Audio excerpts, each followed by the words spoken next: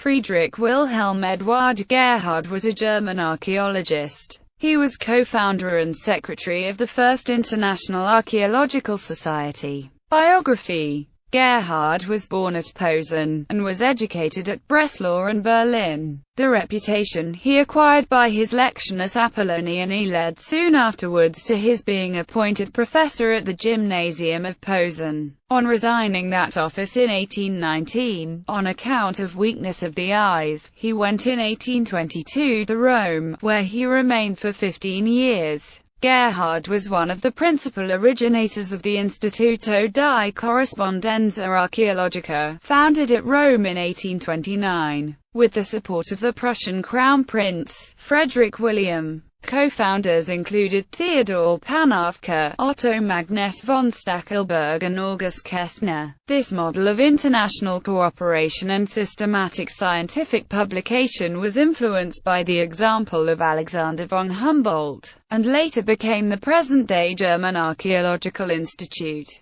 Gerhard served as secretary to the new institute during his stay in Rome. Returning to Germany in 1837, he was appointed archaeologist at the Royal Museum of Berlin, and was also elected a member of the American Antiquarian Society that same year. In 1844 he was chosen a member of the Academy of Sciences, and a professor in Berlin University. He died at Berlin. Evaluation: the New International Encyclopedia of 1905 gives the following evaluation of his work. Gerhard's great service to archaeological study was in the publication of important groups of monuments, and in promoting an orderly classification. Such a worker was much needed at this time, when the excavations at Volci and elsewhere in Etruria increased so suddenly the mass of early vases and other small objects. For artistic beauty and style Gerhard had little perception. His interest was largely antiquarian, and it is characteristic of him that he was attracted by the Etruscan art, generally of little interest to the artist. Publications: